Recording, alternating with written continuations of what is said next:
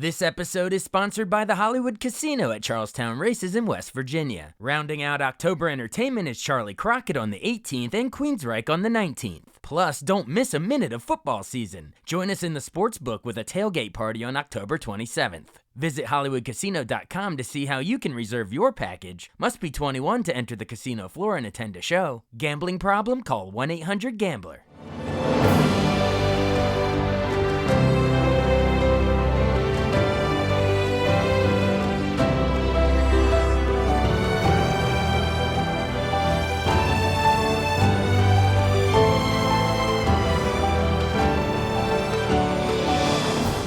Welcome to the newest episode of Beyond the Fame with Jason Fraley. I'm your host, Jason Fraley, picking the brains of the top filmmakers, musicians, and artists of our time. Comedian Dane Cook cracks up the historic Warner Theater in Washington, D.C. this Thursday night. He joined me to preview his fresh new flavor tour and to reflect on the funniest bits of his career. Hello. Hey, Dane Cook. Hey, thank you so much for coming on the show today. It is absolutely my pleasure to be here. Thank you. Exactly. Thank you very much for reaching out and throwing me into the convo today. Let's dig in, have a little fun, and I don't know, maybe we'll learn something at the same time. Maybe, I don't know. I'm always ready for that. You know, that's why I wanted to have you on, because I thought of all people in the world that I could learn something from you. You know, like you're a great wise teacher, my friend. Oh, you know, it's more like I always think that conversations like this, they offer up the opportunity for a lot of introspection. I find most of the time when I'm digging into a conversation that I think kind of like strays into the, you know, more cerebral or serious or, you know, inward. It's almost like you tend to learn more about yourself if you're really paying close attention by what you're asking than even what you're hearing and receiving. All right. Well, I don't know how cerebral it's going to be, but we will find out. But yeah, I want to remind everybody, you're coming to the historic Warner Theater in DC. That's why we're talking. And it's going to be October 17th. So this Thursday, wow. By the way, that's the day after my birthday. I turn 40 tomorrow, dude. So I invite listeners to celebrate my birthday at your show. There you go. Well, have a good birthday celebration. Come down, maybe have some laughs with me in DC, always fun. And I'm really quite thrilled to be coming back through this region because this will, on my 28th tour in 34 years, I want to say this is my 14th visit to this neck of the woods. So exciting times. Awesome, yeah. And you're calling it the Fresh New Flavor Tour? What's in the title? Are you feeling a little fresher, a little newer, maybe a little more flavorful this time? I think that, you know, I always have theme. I love building like a routine around a certain title or a certain vibe, tone, genre. And only one of the persons asked me this question, and I'm actually giddy to answer it by saying it's the first title in a lot of years that didn't have as deep a meaning, but it has a somewhat of a funny meaning, and it's not deeper because I came off of the Tell It Like It Is tour and went right into the Perfectly Shattered tour. Two tours that definitely covered a lot of like darker nooks and crannies of my comedy life. Sometimes the tone got it could even be a little grim, but again, in a funny way, in the way that I always like to kind of push buttons. But with this tour and having gotten married a year ago and being in the best health and wellness, the best moment of my life, probably being in real deep connection with my own self and really what I'm hoping to accomplish in my community, all those things around. The title Fresh New Flavor reminded me a lot of how I felt when I did Harmful If Swallowed. And I thought it had the same kind of rhythm and vibe. So it was as simple as that. I was like, it's a jovial, kind of like fun, wordy, colorful energy around it. And so that's what we're doing out there, and that's the title, Fresh New Flavor. I got it. Swallowed, flavor. It does kind of tie in. They're similar. A little bit. All right. Well, and we also, I mean, we speaking of grim but funny, I mean, you are coming to DC. I mean, we can't avoid the elephant or the donkey in the room. You're coming right before the election, man. You are the October surprise, as they say. Do you go into any political stuff, or is it mostly like, you know, your personal stuff? Yeah, so I've never really enjoyed venturing into political, and it's not so much because of, as a touring artist, you go, am I appealing to red or blue states? I've never wanted to appeal to either side more than the other, but the real reason is that it's just not my jam. And there are 5, 6, 7 entertainers that are so much more precinct and profound when it comes to political humor. I wouldn't even venture near it because somebody's going to say it way better and way funnier than I could. So I tend to keep it a night of escapism as you're locked into my political view. Nice, nice. The Dane Cook platform. What you said? There's five. What do you mean? Like the Jon Stewarts or the Dana Carveys? You know, there's. I mean, Dana Absolutely. Carvey's crushing Biden on Crushing. SNL. Yeah, and Crushing. James Austin Johnson is Trump. Kamala, Maya Rudolph. Like they're all doing it way better than either of us probably could. So we'll do I think it's those monologues and the incredible writers room. Many of my friends in those writers rooms. Again, you're talking about the Jon Stewart. You're talking about the Stephen Colbert's. Like they're nailing it. They're hitting it out of the park. And if you're gonna say something on stage 2 weeks after the fact, because it takes a little bit of time to work on any piece of material, you're just getting slim, second, sloppy, leftover pickings, and that's not where I want to be. I want to come in, kill it, give people a night of their life, escapism, and then when they walk out the door, back into whatever those opinions are, go, well, it was nice to actually not think about that for a little bit. Absolutely. And when they walk back, speaking of walking back out the door, and maybe if you get into town early, check it out. But I've never seen anyone do a bit on this. But right outside of the Warner Theater on the sidewalk, there's like a walk of fame. Well, it's not like the Hollywood Walk of Fame. This is more of like the poor man's DC version. But you'll see if you look down, there's like Frank Sinatra and Liza Minnelli and Dave Chappelle, and they've all scribbled little phrases and signed their handprints and all that stuff. Yeah, so yeah. I don't know what you can mine out of that, but maybe the juxtaposition of maybe someone next to another person or riff on something they wrote in the sidewalk. I don't know, but there's something there, man. Look into it. I was fortunate enough when I first started in Boston. I was in downtown Boston. 1991 was really year one of my stand-up comedy career, and there was a kind of a dingy little club hole in the wall where if you could get some laughs, you might have a bit of a trajectory in downtown Boston. And I came out of that place one night, got a few laughs, thought, you know what, I might come back, and there was some wet cement. So I got down and wrote with my finger Dane Cook and the year. And it's still there. And to this day, I said, if I never sign anything else again or get any kind of commemoration, whether it be on a placard on the wall or in the street, in front of a theater, it would never matter to me. The only one that ever matters is the one that got me out of Boston in the first place. That little chunk of nobody, nowhere cement that I'm sure nobody even sees or really looks at. But when I venture through that part of town to do some of my theater shows when I get back into Boston, I always see it and it makes me so proud that kid I was stuck with it with very, very limited abilities at that time. And so if I was ever honored with anything outside of the Warner or really anywhere else, I will openly admit it would never mean as much to me as my finger going into that cement in Boston in 91. Well, you're just kind of a perfect segue because whenever I have a comedian on, I always start by teasing their show, and then I love to sort of go into your origin story, and so you're kind of leading me there. So you're a pro, but yeah, born in Cambridge, Mass, in '72, right?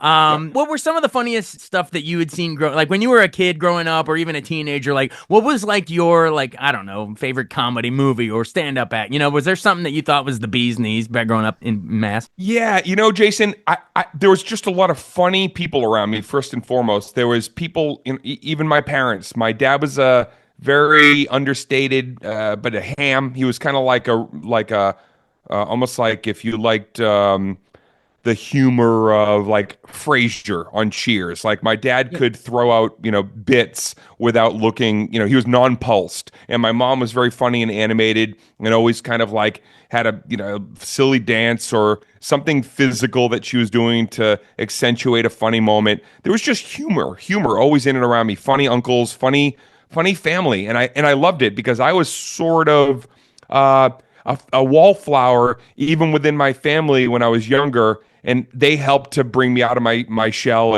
and certainly helped me to even dance near the idea that I could be a performer. But seeing funny people, watching late night television, sometimes I'd sneak up late. My parents would let me watch shows like The Tonight Show, which at the time Johnny Carson was certainly the host of, and I just loved Don Rickles, and I loved watching just Eddie Murphy. Anybody I could see, I feel like there was I felt a true simpatico when I was watching those people. I remember talking to my mom and saying, I don't know what that job entails, but I think I belong with people like that. I think my brain thinks like they think. So if that's a job or I can get there, then I believe that's what I could, hopefully make into a career. I love it. Well, you definitely did. And it's funny you mentioned Frasier because, yeah, it wasn't the Cheers bar, at least the one they were trying to base it off of. What it was Boston, I believe. So, yeah, it's all in your neck of the woods. Yeah, that's right. Yes, it That's was. great. That's right. Awesome. Well, you mentioned you put your finger in the wet cement and you literally pounding the pavement in the early days. Stand up and stuff around that area. Wasn't Are there any early stand up horror stories? Wasn't there like a big moment at the Boston Garden in '92 where like people were throwing like shoes and crap at you on the stage? You and a bunch of other I people. was in a comedy group. Yeah, I was in a Yeah. comedy group called Al and the Monkeys, and we used to do sketches and improv. And we were asked in '94 to come in and not certainly not headline. We thought we were just opening the show, 2 hours before the headliner. We were asked to come in and do 10 minutes of our comedy. We were pretty, you know, we were pretty well known around Boston. In '94, our comedy group was bigger than us individually as comedians. We weren't known by our regular names, but we were playing colleges and all the clubs wanted us because we would just put on this bombastic, silly, night of comedy with the crowds that would come in. And so we got asked to do the Boston Garden. And when we got there, they said, we're going to actually put you on a little later into the night. Of course, we're very young and cocky and thinking later into that's better. There'll be a few drinks in them, and this place has 15,000 people. We're gonna rock. And then they said we're gonna put you on even a little later. Lo and behold, we were on right before the headliner, which was Fish, the band Fish, With a PH. with a PH. And Fish fans are different than stand-up comedy improv fans. And let's just say that in the old Boston Garden, where the acoustics were probably great if you were a rooster at 5 a.m. in the morning, and that's about it. It was a debacle, and it went from bad to worse. And they started throwing lighters and sandals and you name it, they threw it at us till we had to leave the stage because we were being pelted with whatever items people were willing to part ways with in the Boston Garden that night. And it was absolutely the lowest, saddest moment because we were cocky, we were thinking we couldn't miss. And man, not only did we miss, but I think we all did sheet therapy for about 3 days in a row after that. Well, and you learned how to dodge like who throws a shoe? Honestly, that's my Austin Power. It wasn't that random task. Except he only got hit by one shoe. Austin did. You had to dodge like 15,000 people. Oh, we got hit with everything: coins, lighters, sandals. Because again, Fish fans, you're thinking sandals more than sneakers. Right. But it really did set me up. After that, I parted ways with the group soon after. Nothing to do with that night, but just we'd all had 4 great years together, and it was time to go our own way. And I learned a lot, and it probably also lit a bit of a fire that I was like, I want to get back there someday. I want to do a show at that level again, and I will be better prepared, and hopefully the sound quality will be better. And lo and behold, in 2005, I was fortunate enough to be the first comic to sell multiple shows out at the Boston Garden, solo, and then we went on to do an incredible arena run for many, many years through U.S. and Canada. Yeah, and that would have been the Vicious Circle HBO special. I want to get there in 1 second, but I don't want to skip over your first 2 massive albums because that's where Okay. my wife and I and everyone else fell in love with your stuff. Cool. But leading into Harmful If Swallowed, by the way, if I'm going to keep it sort of chronological, like, was there a moment that you had to, like, take a leap and, like, is it crystallized in your mind? Like, if you didn't do X, Y, or Z, you would have been stuck in Boston, your career would have never taken off. Was it like moving to New York? Was Oh, it yeah. moving to LA? What was it to get to that Comedy Central premium blend? What was the leap for you? Yeah, great question because I wasn't getting when I went to New York. It was like, okay, I did it and I learned a lot, but nothing came of it. And then I went to LA and okay, I learned a lot. I did a TV show. I did a couple things that never really saw the light of day. Still had fun, but didn't lead to nothing. Was opening doors in a very significant way, and I probably missed the train on a couple of opportunities just because I was green and not ready and scared. There was a number of things that were still kind of working against me, just in my own growth as a person and as a performer. So by the time I hit the Harmful If Swallowed opportunity, I was like, damn, I really do need a calling card. And I thought a comedy album could be that for me. Keep in mind, we're not talking about Spotify era. We're before it. We're before Wait, none it's of that still existed. no, it's still units sold in a Yeah. in a store like Tower Records or one of these spots. And so where I was, where it was almost, I look back and think a blessing was I was set to play a show in Houston at the Comedy Stop, I think it was called. And they told me, they just happened to tell me when I called, hey, we put in a new DAT recorder, a DAT recorder. That was state of the art audio recording technology back in 1999. And I said, if I buy some DAT tapes, can I record my 7 shows? And they said, sure, bring them down. And I walked out of there with a handful of tapes. I went home. I had a buddy who worked at a radio station. We used to sneak in to his job at Premier Radio in LA on the weekends because we weren't allowed in there, so it was illegal.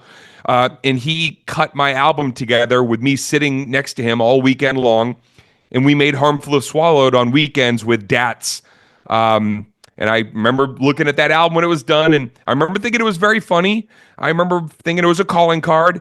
And that album got me a comedy record deal. And after that, like, honestly, it was like the barn doors were open. And now I was almost on the ride with my album.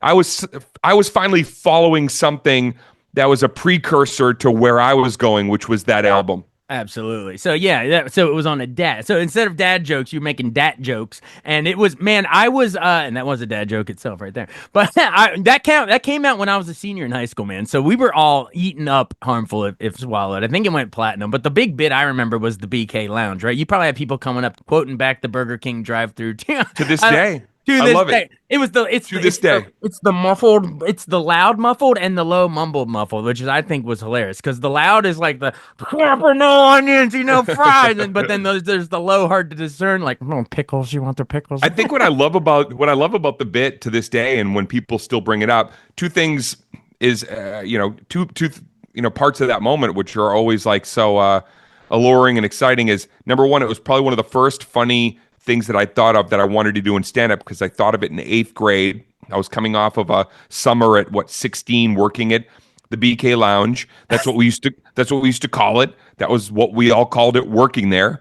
Of course, I observed and reported all those funny things that were happening in Burlington, Massachusetts at this Burger King. And I was thinking of jokes. I was thinking like a comedian in 8th grade. So when I got on stage in 1990, 91, I work on it. It's very funny. It works in my repertoire. I keep it for 9 years, and then it's ready for prime time with an album. And now here it is, 30 years later.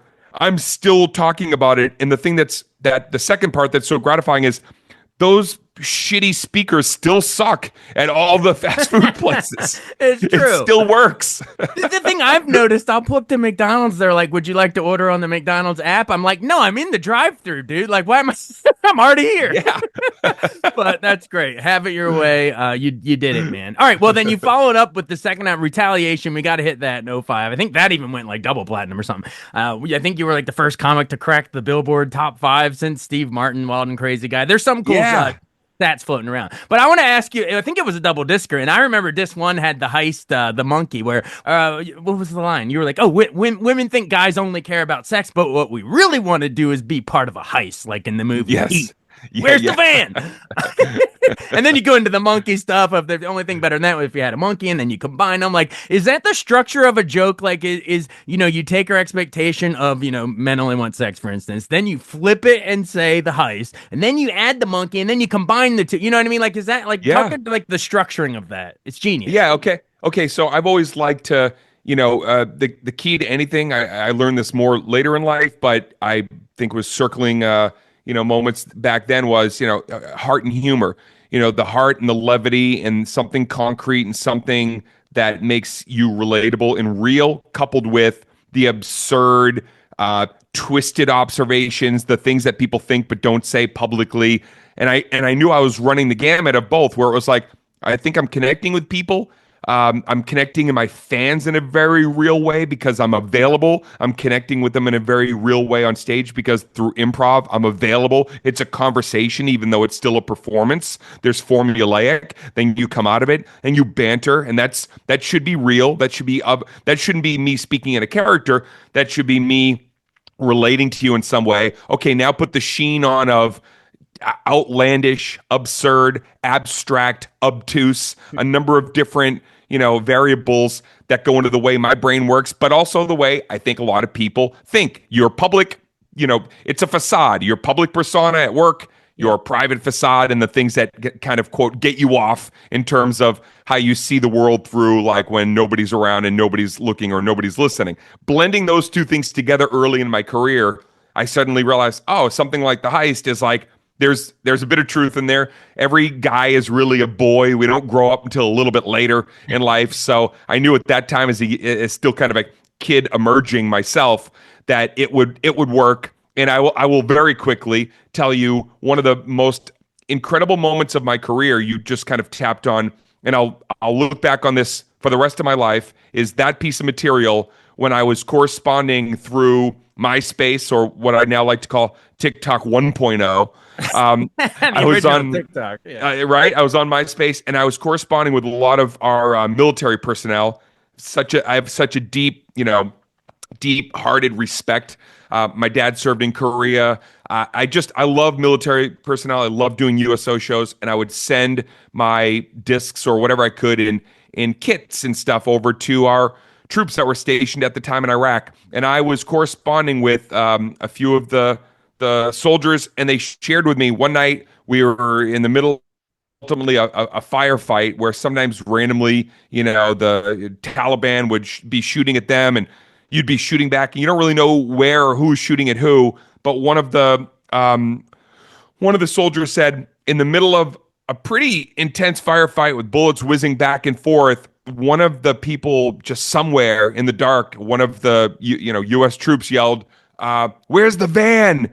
The van's supposed to be here." And he said, and we were all quoting your bits while shooting, and it was bringing us a weird. What did he say? He said, and I don't want to paraphrase. I'd like to keep it as exact, but I believe the statement he wrote in the letter was it was bringing us a moment of less stress in this stressful moment by kind of smiling and sort of laughing at this idea that we're yelling out Dane Cook's heist bit in the middle of a very serious, very impactful moment. And I think it was the greatest compliment I would ever receive, to be able to hear, like, wow, in a moment of very, very serious, dark, literal darkness and figuratively darkness, I could bring people humor in a way that I never imagined I would be complimented. So very cool of you to bring that up. And man, man, you brought levity in the middle of like literal hell. They were, it was momentary. And I have that letter, and I tell you, I'm gonna we're doing this documentary coming up. Actually, I can't say too much about it, but that letter will be a part of something coming up, so you can actually see the entire I corresponded a lot with that group, and so I look forward to sharing that. Oh, that is great. We'll look forward to that. Oh, what a great compliment. That's like all-time career stuff you'll look back on even like 50 years from now. That's amazing. Real quick, before we move on with that one, didn't this too have the friend nobody likes? Didn't that invent the phrase Karen? Can you claim that you created that? There are people that that say I did. I believe I did. I don't know of anybody else thrown out Karen. And though, my whole thing was the friend nobody likes. And when there's a group picture, who steps out to take the picture? And I think I say, like, Karen, here, you take it. Like, and we were all kind of like back talking Karen. I came up with that because I remember the name. It wasn't specific to Karen. I just thought that Karen was a funny word because it had the k sound, which is always good. B and K in comedy are always funnier sounds to hit. Is that why you did BK Lounge? The B and the K? Right, the B and the K. That's actually true. But I thought care just sounded funny in that care. Take the picture, care. I thought that's kind of an earworm, and so that's where it came from. Yeah, there's a bit of a oomph to it. I don't know. There's something Yeah, about it. that's Yeah, it. you're right. Just the way it rolls off the tongue. Yeah. All right. Well, that brings us to Vicious Circle. We teased to it earlier. That was back at TD Garden. You said you were writing your name at, in the sidewalk of Boston before, and now you're doing a freaking HBO special at the TD Garden in Boston. I saw somewhere some interview you did where you called that the pinnacle of your career. Why was that? Was it the guy because Marty Callner was directing it, the George Yeah. Carlin guy, or what was it? Yeah, George Carlin's director, Marty Callner, was a friend of mine and came in and said, "I want you to make this a reality." I dreamed of doing a show in the Round. I'd seen so many shows. I'd done shows in the Round. Um, Carlin did the Round at the Celebrity Theater in Arizona for a special called On Location, which Marty Callner directed in 1978. And I saw that when I was a kid, and that was it. That was probably the beginning, and the seed of like this man, very funny man, surrounded by people, no curtain, nothing to protect you. You're out there. That is the ultimate. You're kind of like it's a bit of a Coliseum gladiator type look. And I loved it. And it seemed like there couldn't be anything scarier or more incredibly embracing than quite literally being surrounded by your fans. And so dreamt about it for a very, very, very long time. And when HBO said, we'll foot the bill and we'll distribute it, what do you want to do? I got together with Marty Callner. I said, this would be my dream. And when we went in to do the Boston Garden show, if I'll be really honest with you, man, Jason, like I I had done big college shows. I had done, some 12,000 seat college. I had never done an arena like that, especially in my hometown, massive show like that. And I was like different from a college because those are all, young people and I'm coming up with them and you get a little bit of give because you're in the same, generation, demo. This felt like the pressure unlike I had ever felt before because now I'm like people are looky-loos are coming in like let's see what this is about and buy a ticket and sit in the nosebleed section to watch somebody they maybe never even have seen before or maybe kind of heard of. So the heat was on, the pressure was on, and I knew when I left there that night, even though I went on to do 280 arena shows, I think over the next 6 years, it was like that night you couldn't top, and I would never top because that was going to be the central moment. What I did before led to that moment, and what I did after would be of that moment. Wow. Yeah, I'd like to think those guys in those bleeds were like reaching for their sandals again, ready to throw them, and then you were so funny that they were like slapping themselves in the head with those sandals to stop laughing. But all right, well, you've been so generous with your time. There's no way we could get into all your other comedy albums. Rough around the edges. Let's part two it. We have to we'll put a make this part one, and then we don't know when part two will be, but it'll build up a nice little alliance allegiance of fans, and then we can come in and we'll cover from '05 till the show that I'm doing in DC this week. Yeah, absolutely. Because I wanted to, I have so much I even want to ask you about, waiting and all of your, all your different roles. And that was the role you were born to play. You playing a cook. I mean, you were the cook playing a. I mean, it's like Charlie Chaplin playing a Chaplain or something. But next time I come on, I'll tell you some great waiting stories because I did base Floyd on a character. And this will be the tease, and I'll let you know what was improvised and what was scripted from that scene next time I come on and we chat. There's the tease, folks, and you'll also hear. You have to tune in for Employee of the Month and Good Luck Chuck and Dan in Real Life and My Best Friends Here. There's so much for part two, folks, that we're gonna leave it here, and then Dane will come back another time. Lovely, man. I look forward to it. Awesome. Well, hey, thank you so much for doing this. I really appreciate it. Everyone, check out Dane Cook at the Warner Theater, Washington, D.C., October 17th. Get your tickets now. Beyond the Fame with Jason Fraley. I can't thank you enough for reaching out, having me on, and I hope that all your fans come out and have a great time and have a lot of laughs with me this weekend. Hey, thanks, buddy. I really, really appreciate it. This was so much fun. Thanks, Jason. Thanks so much for listening to Beyond the Fame with Jason Fraley. Our theme music is Scott Buckley's Clarion. Remember to give us a 5-star rating if you like what you hear. We'll see you next time.